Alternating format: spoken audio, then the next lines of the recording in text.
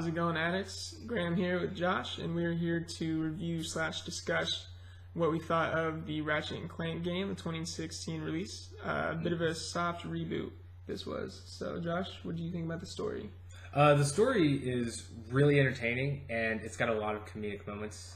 You'll definitely just have a smile on your face when you're watching the cutscenes, and especially the dialogue when you're playing. As far as the story, like Graham said, it's a reboot of the series, which is kind of funny because you'll meet some characters that drop some hints of like old games, which is pretty funny.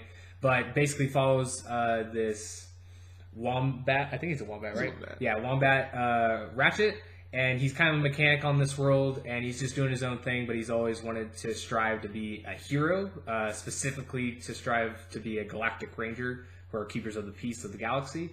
And he gets a chance to do that when he meets his later best friend Clank, who is a defect robot that, well, as you find out, he's defect in the best way because he's super smart and can do a bunch of neat things. Yeah. But they meet up and they basically become galactic rangers, and you kind of see their direction into that role and then their adventures across the galaxy doing what they do best. Yeah. And that's basically all I want to do, just because I don't want to spoil anything, because it's a fun ride to experience. But we're going to touch a bunch of different things, kind of our thoughts, overall, and then some aspects of the game. I want to start off with the gameplay aspect, because there's just so many different levels to the gameplay. You got the levels, you got the weapons, you got the gadgets, and the playground of the levels is so big. We'll just start with the levels, because that's one of the biggest things of a game like this. I thought the transitioning of the levels was really fun. Having to use your spaceship, it made it feel more open, and that there was more to it without really, letting us get on the ship, seamlessly travel to a different one. It was able to capture that feeling, but not exactly do it. Yeah. And I really liked that. The levels were super expansive. Yeah, the level design was really good in this. And I was actually most impressed with. They have some, like taxi carts and stuff that you can hop on and it'll move you, but you can actually hop out of those most of the time. Sometimes if there's like nothing below you, you won't be able to hop out of it. You're just kind of stuck for the ride. But if there's platforms below you, you can just jump out and glide down. Yeah. And I thought that was great because it's like, it doesn't glitch at all or anything like that. It's seamless. And I remember trying that the first time, and I was like, I wonder if this will like crash the game or anything. And nope, it works fine. Yeah, it worked fine. And I just kind of was like, wow, that's really cool. They give you a lot of gadgets that help move around in the area, as well as some environmental stuff. Like you have some like racetracks that are kind of like grinders, like you're just kind of grinding like a skateboard. They look like big roller coasters. Those were really fun. And just overall, I really like the diversity too. Like we had, some that were like more techy, some that were more like a water type environment. The design was really good. They did a fantastic job of changing the location and the look and the feel of all of it. Mm-hmm. And each one had kind of its own unique aspect, something new to do there. And that kept the gameplay really fun and kept the pace of the game moving really well. And I thought one of the best things is that you would go to a different world, and it may not be even like a main story mission. It could have just been like a side mission with a challenge involved with it, which I thought, like, considering how expansive the levels are, that just goes, it just blows me away that they spent that much time on developing a whole different level, a whole new world just on the side deal. And I loved it. And like I said before, the gadgets you get are something that really help not only in combat, but also in traversal. You get a jetpack, which you can fly around. I really loved the missions, or like the areas that you could fly around manually. It wasn't just like a hovered jump, but you actually get to fly. Yeah. And I was kind of blown away because I wasn't expecting something like that to be in there. I just figured, they have the hover mechanic, they're just going to maybe upgrade that. Yeah. But no, they actually had it where you could fly around, and that was probably my favorite levels when you first get that, because it's just so cool. It's a lot of fun. But then, like I said, they have those roller coaster grinder things that are super fun, and they're very cinematic, but also interactive. You're not just sitting around for the ride. You're actually like jumping across different beams, like jumping out of the way of like trains maybe, or like hitting like bombs. Yeah. So, and those are one of my more enjoyed aspects of the game, was just getting on those rails, grinding them out, collecting collectibles off of them, changing lanes. It was really fun. That was really fun. It's like a little mini game. Yeah, and like that one, like they had two different sides of it because they had that one that was more the fast paced, like, oh man, I'm going through, I had to avoid everything really quick. But then they also had like the slower ones with the gravity boosts where you like walk up in different angles, and it's more of like a puzzle thing. You have to figure out when to go, like when to stop. Yeah. And that was really cool. They kind of tackled everything that you want and gave you a lot of diversity, as well as other gadgets. There's besides like helping you with the traversal, like avoiding stuff, most of them that would be in regular games would be gadgets. They're just put under primary weapons. So like for instance, they have like a lot of different variations of grenades and stuff like that. They have like a regular explosive one. They have like ones that are like drones that go out and then they'll throw grenades, or they have like one that's like basically like a deployable turret, but it's just a little robot that follows you around. But the weapons really blew me away in this game.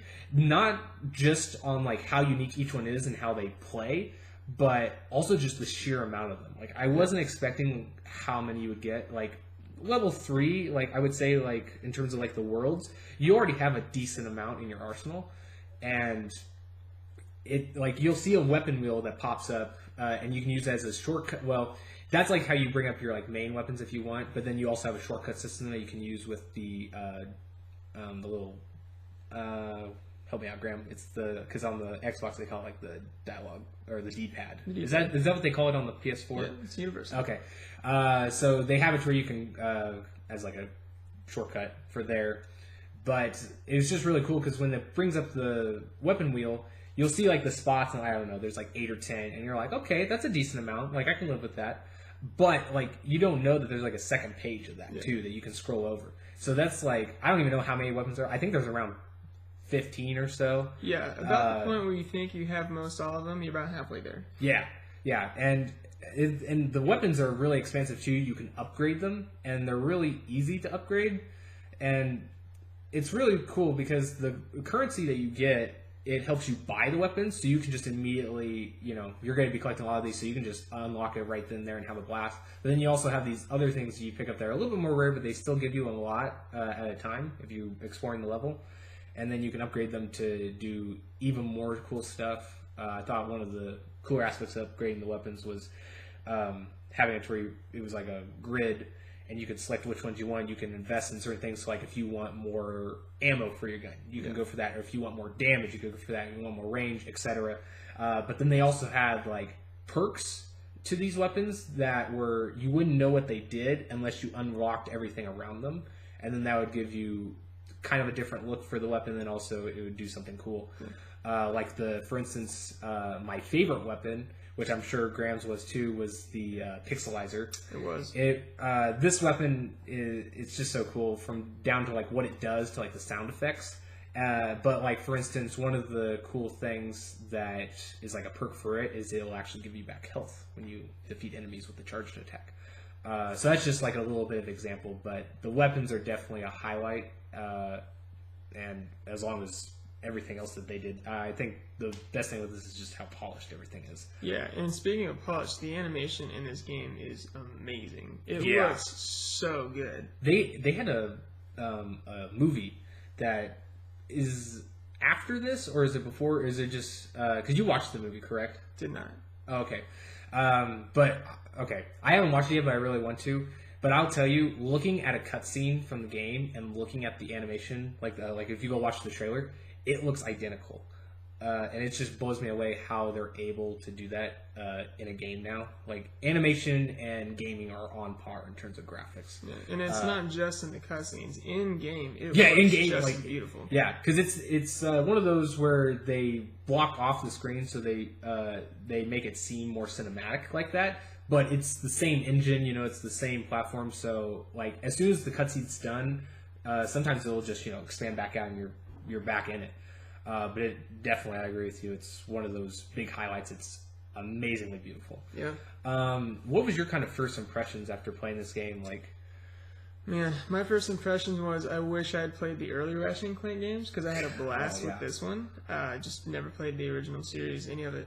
But I wanted to go back and play it immediately and upgrade different weapons and choose to play differently because the ones I stuck with were, like Josh had said, the pixelizer, which is still my favorite gun in the game. But I went back and upgraded others and had a good time with those and just got to mix up how I played and went through the game. But I thought it was fantastic. I had a really, really good time with that game. I did go back and play it again, and blew me away again. It's so fun. Yeah, I was pleasantly surprised because I had played other Insomniac games, and I knew that they were really good, and so I didn't expect for this to be bad, but I was wondering how well I was going to like it because I wasn't sure. Because same for me, I hadn't played a Ratchet & Clank game before, and it just, I mean, everything was great.